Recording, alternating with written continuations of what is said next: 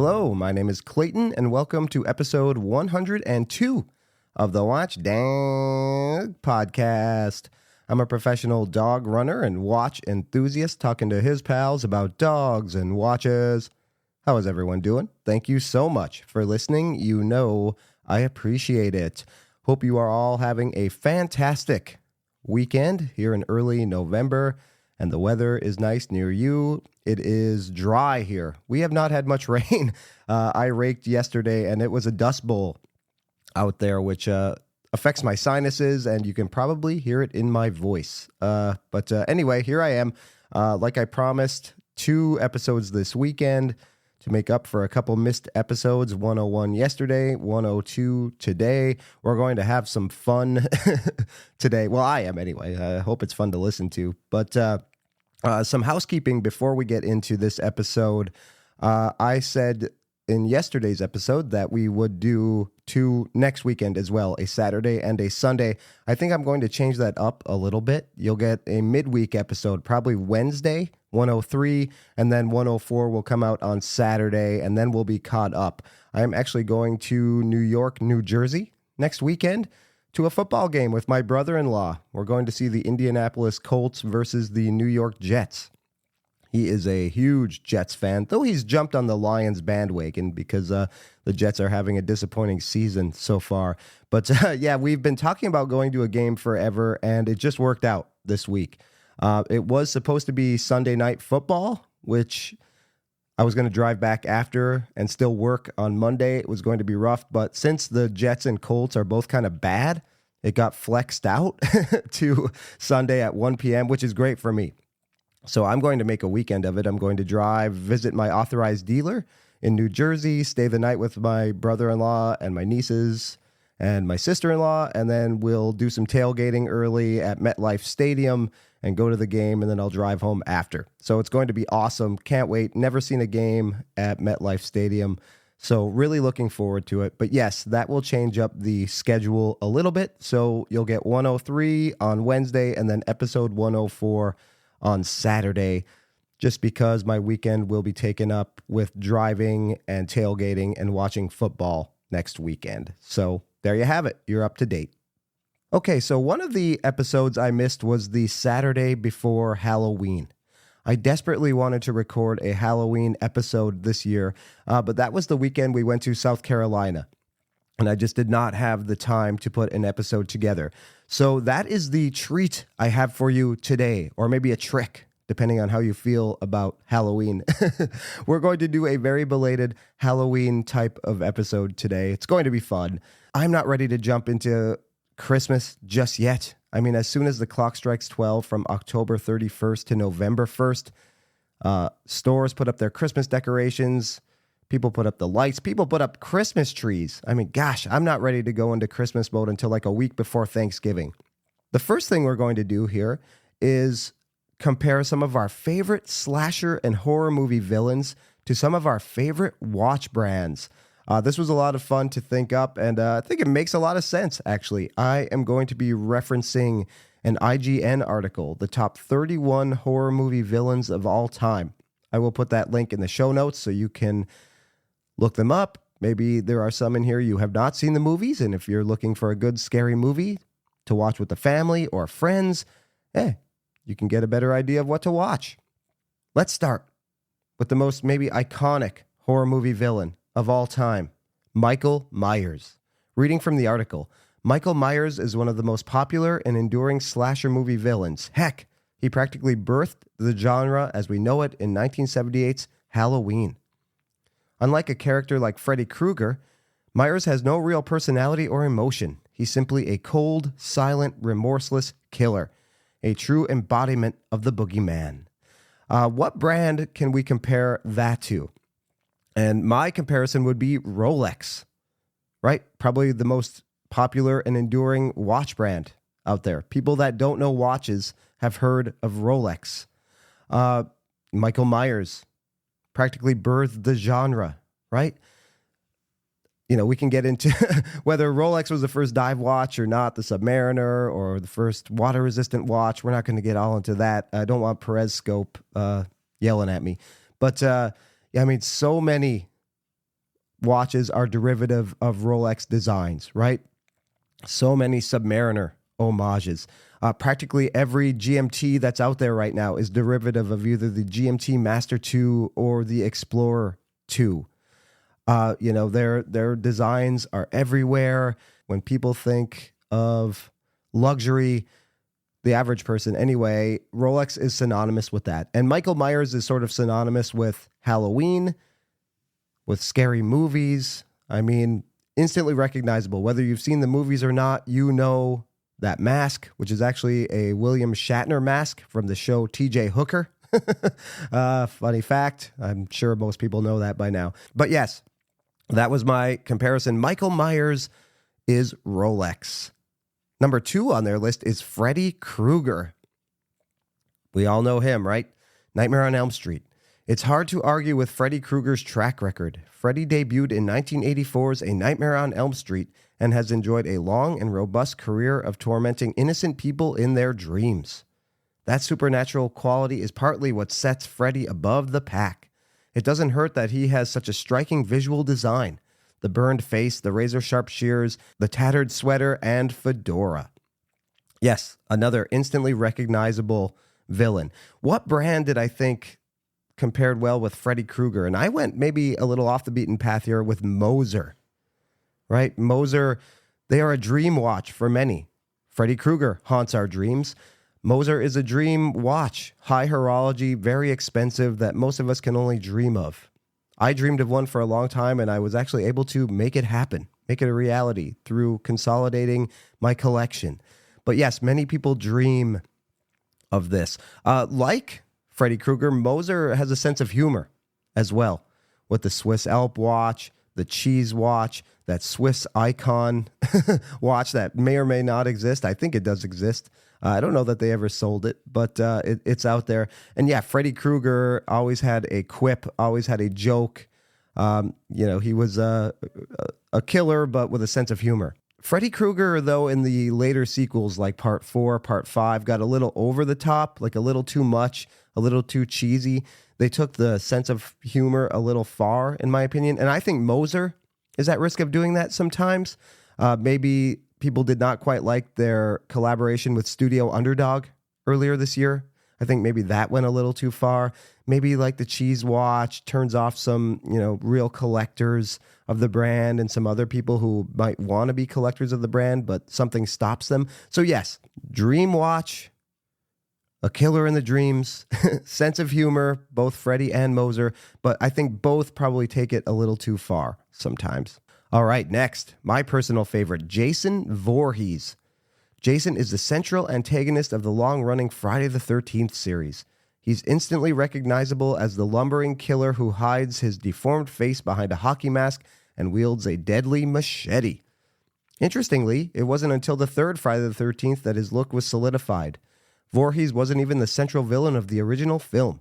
Instead, his mother was the one who set about murdering a group of camp counselors in revenge for her son's drowning years before. But Jason emerged from the grave to carry on his mother's legacy. All right, so yes, they didn't originally plan on Jason being around for sequels, but then with the success of, other slasher movies like Halloween and then the success of the original Friday the 13th, the Jason character was portrayed as a grown-up who somehow survived after drowning as a child in the woods alone, and apparently even witnessed his mother's murder at the end of the first movie, and that's what spurred him on to kill dozens and dozens and dozens of camp counselors and other teens up to no good in many, many sequels. I compare him with G-Shock. You can't kill Jason. He keeps coming back. Even when you kill him, they zombified him in part 6, and then he was really immortal and unstoppable. His killing spree was spurred on by, yes, apparently, watching his mother be murdered at the end of the first movie. So G-Shock, yeah, they're indestructible like Jason. Almost impossible to kill a G-Shock, and it was inspired by a traumatic event. Kiko Ibe, I don't know if it was traumatic, but it was inspired by Kiko Ibe, the creator of G-Shock, dropping an important family watch, and it broke. And that gave him the inspiration to create a watch that can withstand such a shock. So yeah, there are parallels there for sure. Jason Voorhees is G-Shock all the way. Okay, next, Count Dracula. Is there any horror villain with a longer Hollywood history than Count Dracula? The first confirmed adaptation of Bram Stoker's novel was the 1922 silent classic Nosferatu, though due to copyright concerns, the character's name was changed to Count Orlok. Dracula's most enduring film appearance came 9 years later when Bela Lugosi starred in Universal's Dracula. That movie defined the look and mannerisms of the character for decades to follow. Dracula has appeared in hundreds of movies, played by everyone from Christopher Lee to Frank Langella to Gary Oldman. And though moviegoers are currently obsessed with vampire movies where the vampires sparkle and smolder, there will always be a place for the most famous bloodsucker of them all. Yes. So I think of Dracula as like a very classy individual, very fancy. You know, he's well dressed, well kept, not a hair out of place. Men love him, want to be him. Women adore him. And that would be Cartier. Cartier is my brand comparison to Dracula. Very classy watches, but they're also sporty when they have to be. Dracula, when he gets violent, he's no joke. If you've seen many Dracula movies over the years, the older ones, even up to Bram Stoker's Dracula, he might be quiet and reserved, but when he means business, he means business. And that's Cartier. They can look like dress watches. They're very fancy. The Santos looks very fancy, but it's a real deal sport watch. I loved mine. Mine was way more sporty than it had any right to be. I always say that. So yes, and women love Cartier. Men love Cartier. I think there's a perfect parallel there to Dracula. And the last villain I'm going to compare to a watch brand or watch brands are zombies. Zombies may have supplanted vampires as the most common horror movie villains these days. The contemporary idea of what constitutes a zombie was introduced in George Romero's seminal 1968 horror film Night of the Living Dead. But while Romero may be the father of the modern zombie, countless other directors have tried their hand at depicting the undead apocalypse. A few common traits appear almost every time. Zombies are reanimated bodies of the dead. They crave human flesh with a preference for brains, and can only be killed by destroying the head. Zombies are generally dangerous because of their large numbers, though some films like 28 Days Later have introduced zombies that can run and kill with frightening ease. Yes, so we always refer to zombie brands as brands that came back from the dead. And the apocalypse that always seemed to create the deaths of these brands was the quartz crisis. You know, in the 70s and the 80s, so many brands died off during that time, and in recent years have been brought back. Doxa is a famous example of a zombie brand, right? Died off during the quartz crisis and were revived 20-something years ago at this point. Nevada Grenchen, also one of these zombie brands that came back. Ulsta, which was featured in another horror movie, Jaws, on the wrist of Richard Dreyfuss. They died off during the quartz crisis and were revived a few years ago, capitalizing on its appearance in that movie. So yes, these are generally brands. We think of Blancpain went away for a while and only created movements. I think they stopped making watches for a while, and they were brought back, revived by Jean-Claude Biver. So yes, we generally consider brands that died off at one point and then their intellectual properties are resurrected. We call them zombie brands. So there you go, my comparisons. You can turn it off if you want to. I wouldn't blame you. But yes, there you go, my comparisons. The best horror movie villains of all time with our favorite watch brands. Okay, time for the main topic of the belated Watchdog podcast, Halloween Spooktacular. Ha ha ha. Oh, geez. Yes, our deepest and darkest watch fears. The monster that hides underneath our watch box, or maybe underneath the pillow in the empty slot. The shadowy figure lurking in the dark. That's right. What scares us watch collectors the most? I picked 5 here. I share some of these, and some of these are not that much of a big deal to me, but mostly I just see these from Facebook posts and other groups I'm in. So yes, let's get started. And these are in no particular order whatsoever. The first one, scratches. Yes, Scratches seem to really scare a lot of people, and it doesn't really seem to matter of the price point, whether it be inexpensive watches or expensive watches. We do not like to mar up our stainless steel, yellow gold, white gold, rose gold watches. People go as far as taping up their clasps, not taking the stickers off, putting protectors all over the case and bracelet in order to protect it from the slightest scratch. I just saw a post earlier today. A guy had just bought a brand new Seiko, and he's a desk diver, works at a computer, and he couldn't believe after a couple days what was wrong with his Seiko. It was all scratched up on the clasp. He said, my other watches don't do this. Must have been a rough day at the office because he was on his computer and he scratched the heck out of his brand new clasp. I think when a watch is new, that first scratch and the first few really stick out because the rest of it still kind of looks pristine. I welcome scratches. They are not a big deal to me whatsoever. You know, the first one stings. I'd be lying to you if I said, that first scratch sucks, but then I just wear it. I cannot wear watches and worry about scratches. That's just, I might as well not even wear a watch. I don't think I'd want to wear a watch. I do appreciate a good hardness coating like Duratect on Citizen, or even the hardness coating that Traska used. I know Seiko uses it as well on their higher end watches. That is nice.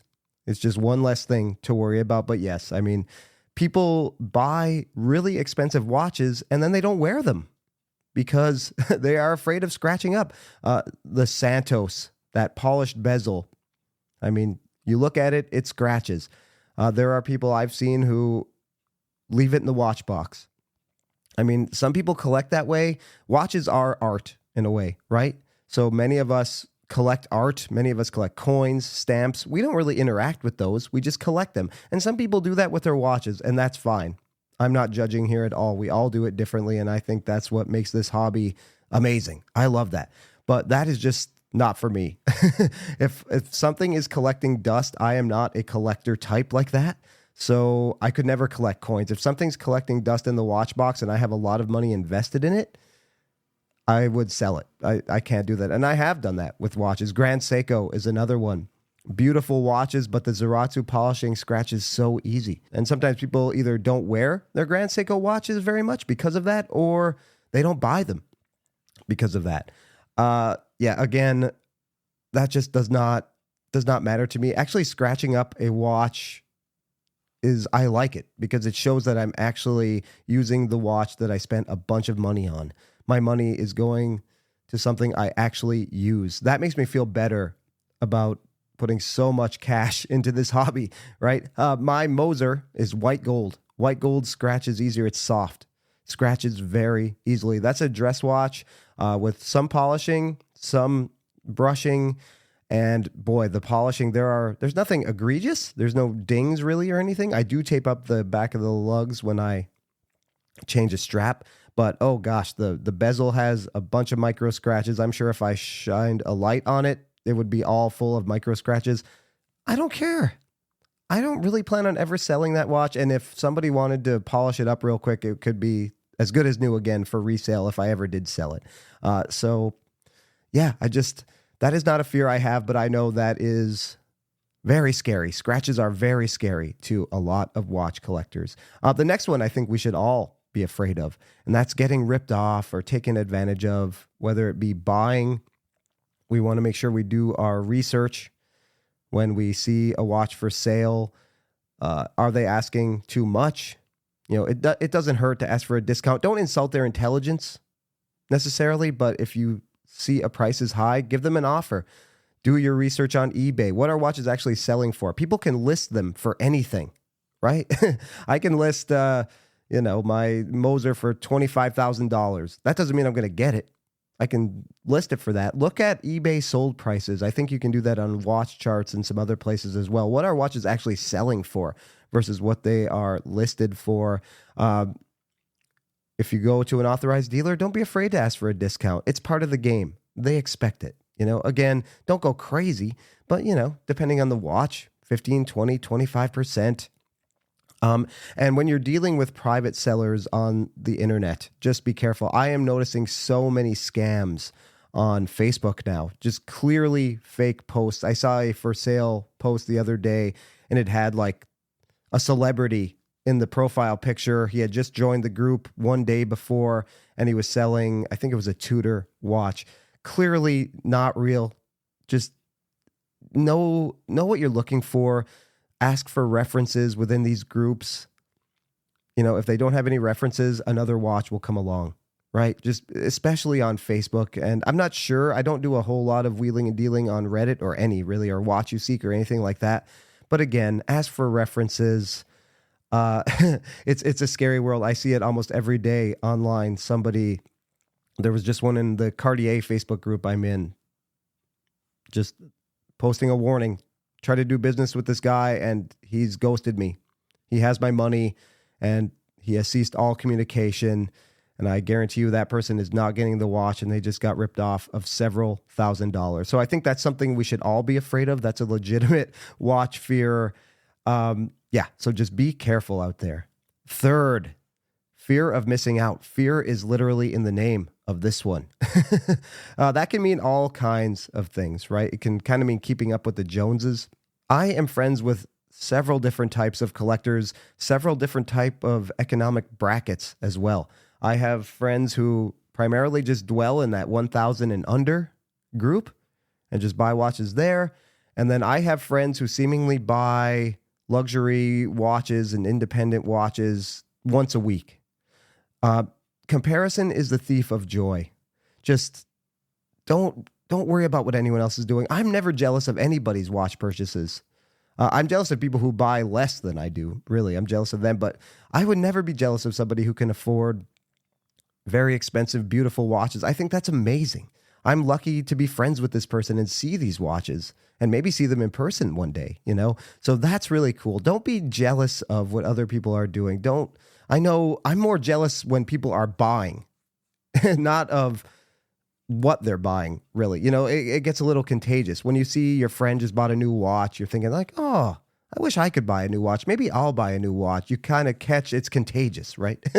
But I'm never really jealous of what people are buying. I think it's awesome. People work hard, and you know, these are not inexpensive. So when people save up enough money to buy, you know, a Rolex or something even more expensive than a Rolex, or even a Seiko, or even a Tissot, a micro brand, whatever, I think that's amazing.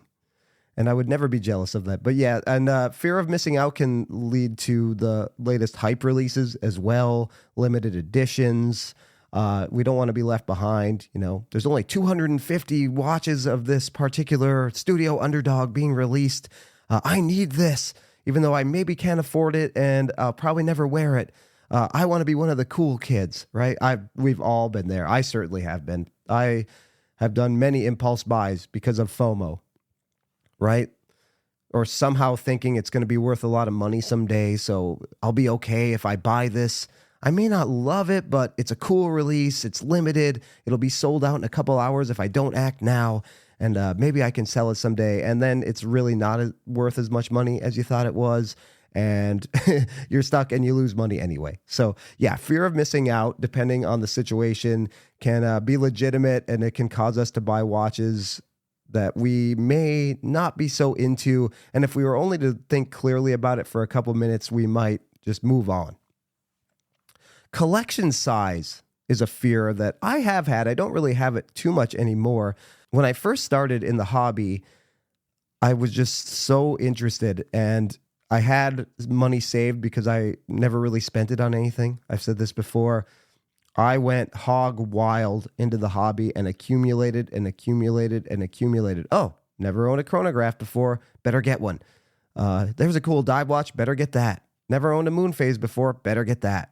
Never owned a this before. Never owned a that before. And before I knew it, I had like 50 watches.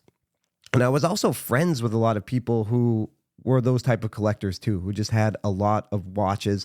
And now I have like 10 watches that I wear total. I really don't desire that count to grow, but I met people last week at a watch event I went to, and there's a guy there who has 80, 90, 100 watches. He wants to keep accumulating. I told him, I brought 5 watches and I said, this is essentially my collection. These are the watches I wear. And he's like, I could never do that. I don't think 80 is enough. I don't think 90 is enough. I want more and more and more. So, people like Jeff McMahon maybe have a fear of getting beyond, what is he at, 6? I think in his videos, he doesn't want to go beyond that number. And I don't really want to go beyond, I think like 12 to 13, 14, 15, I can do it as long as a watch is being worn. Again, like I said, I don't like watches sitting around collecting dust. So if I feel like a watch isn't even contention to be worn, I'll move on from it. I'm done with it. That's just the way I am. Again, I could never be an art collector or a coin collector. I have to use the things I'm collecting to justify owning them. That's just me. Justify spending a lot of money on them. I know everybody is different, but yes, collection size. Whether you feel like yours is too big or too small, I think that's a fear many of us have. And finally, the last fear we'll talk about today, being horologically adventurous. That can mean a lot of things, and I think I'm afraid of this to a certain extent. Many of us buy, let's just face it, boring watches because they're safe, right? The Submariner, not exactly adventurous, right? Most of us buy the black one, no date. It's just a black dive watch, not just a black dive watch, but it's not necessarily exciting. Most of us feel good about putting our money in something like that because it's timeless. There's a good chance in 10 years we will still like it, right? I keep on picking on Studio Underdog. A watch like Studio Underdog is a little bit more of a scary investment proposition because it looks like a watermelon. I might think it's cool this week, but even in 6 months, am I going to want to wear a watermelon watch? It might be fun for the summer, but in February, am I going to want to put a watermelon watch on? Maybe you will to remind you of summer. But yes, I think most of us tend to spend our money on safe designs because there's a good chance of us hanging on to it and not having to sell it and lose money, right? Look at the most famous watches of all time.